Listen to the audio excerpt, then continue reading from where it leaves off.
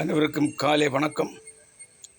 மோகன்குமார், தமிழ்நாடு முன்னேற்றக் கழகத்தின் நிறுவனத் தலைவர். இந்த வீடியோ அனுப்பி வைக்கிறேன். பலமுறை வீடியோ போட்டு வருகிறோம். மீனவர்களுடைய பிரச்சனைகளுக்காக, நம்முடைய சமூகத்தில் உள்ள மக்களுடைய பிரச்சனைகளுக்காக, படித்த இளைஞர்களுடைய பிரச்சனைகளுக்காக, கூலி வேலைக்காரருடைய பிரச்சனைகளுக்காக, அரசு ஊழியர்களுடைய பிரச்சனைகளுக்காக, அனைத்து துறைகளில்பட்ட மக்களுக்காகவும் குரல் கொடுத்து கொண்டிருக்கிறோம் தமிழ்நாடு முன்னேற்றக் கழகம். இன்று இதை ஏதோ நேரம் போக்குக்காகவோ அல்லது நேரம் அதில் ஏதோ பேசிக் கொண்டிருக்கிறோம் என்று நினைக்கக்கூடாது. மத்திய மாநில அரசுகள் உற்று கவனிக்க வேண்டும். இந்த பிரச்சனையில் உறுதி நடவடிக்கை எடுக்க வேண்டும். என்ன கேட்டால், வருடங்களாகவே நம்ம இந்தியா மீனவர்களை அச்சுறுத்தி வரும் இலங்கை அரசு, கண்டுகொள்ளாத மத்திய அரசு, மாநில அரசுகள் எத்தனையோ மீனவர்களை கொலை செய்தார்கள். விசப்படகுகளை நாசமாக்கினார்கள், அப்புறப்படுத்தினார்கள், லேலம் போட்டார்கள், வலைகளை நாசமாக்கினார்கள். விசப்படகுகளை, வள்ளங்கள், லாஞ்சிகள் போன்ற தொடர்ந்து அட்டூழியம் செய்து கொண்டு வருகிறோம். இவர்கள் துணை போகிறது இந்தியாவில் இருக்கக்கூடிய மாநில அரசுகள் எல்லாம். அவருடைய தேவைக்கான எல்லா அடிப்படை வசதிகளும் இந்திய அரசும் இந்தியாவில் உள்ள அந்த இந்தியில் இருக்கக்கூடியதான இந்த மாநில அரசுகளும் மத்திய அரசுகள் எல்லாம் இவர்களுக்கெல்லாம் ஒத்தாசி உதவிகள் செய்து கொண்டிருக்கிறோம்.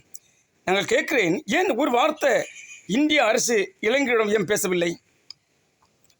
இந்தியா சொன்னால் இந்த இலங்கை அரசு கேட்குமா, கேட்காதா?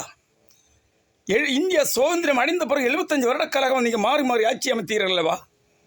ஜனதா பார்ட்டி, பிஜேபி, காங்கிரஸ், ஜனதாவுக்கு இந்த பிரதமராகவெல்லாம் இல்லை, ஜனாதிபதிகளெல்லாம் ஆகவே நீங்கள் இந்தியில் இருந்தீர்கள். இலங்கை அரசை கண்டு ஏன் இந்தியா பயப்படணும்? ஏன் ஒரு வார்த்தையோட பேசி இந்த பிரச்சனைக்கு நிரந்தர தீர்வு காணக்கூடாது? கோடிக்கணக்கில் ரூபாய் இந்தியா அரசாங்கத்துக்கு, இன்றைய மாநில அரசுக்கு வருமானம் கொடுக்கிறது மீனவர்கள். ஏதோ அவருடைய இலங்கை அரசுடன் ஒரு சந்தை கொடுத்த இலங்கையில் ஒரு வரிப்பணத்தை கொடுத்து ஏன் இந்த பிரச்சனைக்கு முடிவு கண்டு இந்தியா மீனவர்களை தொழில் செய்வதற்கு ஏன் வழிமுறைகள் செய்யவில்லை? ஏன் பேச்சுவார்த்தை செய்யவில்லை? இதன் புரியவில்லை. தொடர்ந்து அட்டுவணை செய்கிறோம். இன்றைக்கி 3 நாளைக்கு முன்னாடி இந்தியா, அதாவது இந்த தமிழ்நாடு அரசு போட்ட அந்த காலகட்டத்தை முடித்து மீனவர்கள் தொழிலுக்கு சென்றார்கள். தடை காலத்தை முடித்து தொழிலுக்கு சென்றார்கள். அன்றையிலிருந்து இன்னைக்கு பிரச்சனை தான். இத்தனை மீனவர்களை உள்ளே வச்சிருக்கின்றார்கள். பறிமுறை வலைகள், அவங்க இந்த வள்ளங்கள் எல்லாம், லாஞ்சுகள் எல்லாம் பறிமுறை செய்தல் உள்ள கொண்டு போயிருக்கின்றார்கள். ஒன்றும் புரியல. ஏன் மதிப்புக்குரிய பாரத பிரதமரிடம் கேட்கிறேன், மதிப்புக்குரிய ஜனாதிபதியிடம் கேட்கிறேன், மதிப்புக்குரிய என் மாண்புமிகு முதலமைச்சரிடம் கேட்கிறேன். ஏதோ பிரச்சனை இருந்தால் நீங்கள் லெட்டர் அனுப்புவீர்கள், அவருடைய பேச்சுவார்த்தை செய்வீர்கள், கொண்டு வெளியே விடுவீர்கள். அவர்களை தொழில்கள் செய்யப்படாமல் அச்சுறுத்தி கொண்டிருக்கிறது. இந்திய எல்லையில் தொழில் செய்யும் பொழுது அத்துமீறி வந்து இவர்களை எல்லாம் பிடித்து கொண்டு போய் வலைகளை இந்த எல்லாம் நாசமாக்கி, லாஞ்சு நாசமாக்கி, கல்வி செய்கிறது, துப்பாக்கி சூடு நடத்துறது, கடலுக்குள்ளே குதிக்க வைக்கிறது, திருக்கமுள்ள நாக்கு சிறுவது, அசிங்கமான இதெல்லாம் அந்த கடலுக்குள்ளே நடந்து விடுகிறது. பாவம் ஏழையான மீனவர்கள் தன் குடும்பத்துக்காக உப்பு தண்ணியும் புயலும் காற்றும் மழையும் கொண்டு கடலுக்கு போனாலும் கரைக்கு வந்தால் தான் வகை.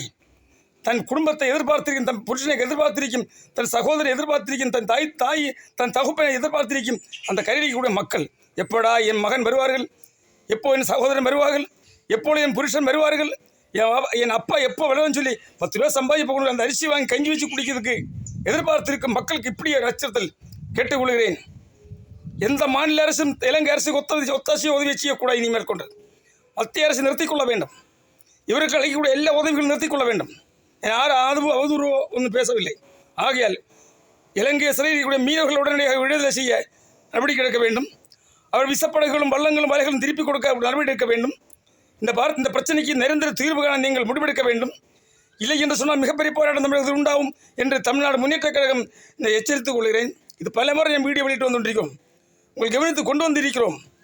ஆகையால் நாங்கள் நேசிக்கக்கூடியதான, நாங்கள் மதிக்கக்கூடியதான எங்களுடைய பாரத பிரதமர், மாண்புமிகு முதலமைச்சர் இதில் முன்கை எடுக்க வேண்டும். ஜனாதிபதி இதில் முன்கை எடுக்க வேண்டும். இந்த பிரச்சனைக்கு இனிமேல் கொண்டு இந்த பிரச்சனை வராமல் இலங்கை எல்லையில் அல்லது இலங்கை கடலில் மீன் தொழில் செய்வதற்கு நீங்கள் வழிமுறை செய்ய வேண்டும். அதனோட ஒப்பந்தம் வந்து கையெழுத்து போட வேண்டும். ஆகையால் நான் அதாவது என்னுடைய விளவங்கோடு, கன்னியாகுமரி மாவட்டம் விளவங்கோடு சட்டமன்ற இடத்தில் நான் போட்டியிட்டேன். 5ஆம் தேதி மதிப்புக்குரிய விளவங்கோடு தொழில் மக்களுக்கு நன்றி உரை செலுத்த புறப்படுகிறோம். முடித்து செல்லுகிறேன் மீனவ கிராமங்களில் மீனவ தலைவர்கள் எல்லாம் பார்க்க. இதுக்கு முடிவு கட்டுவோம். குமரி தொடங்கி சென்னை காசிமேடு வரைக்கும் உள்ள அனைத்து மீனவ கிராமங்களை சந்திப்பேன். அனைத்து மீனவ தலைவர்களையும் சந்திப்பேன். அவருடன் பேச்சுவார்த்தை செய்வதற்கு முடிவு கட்ட வேண்டும். கடலுக்குள்ளே உள்ள இந்த மாதிரி அசம்பாவங்கள் நிறுத்திக் கொள்ள வேண்டும்.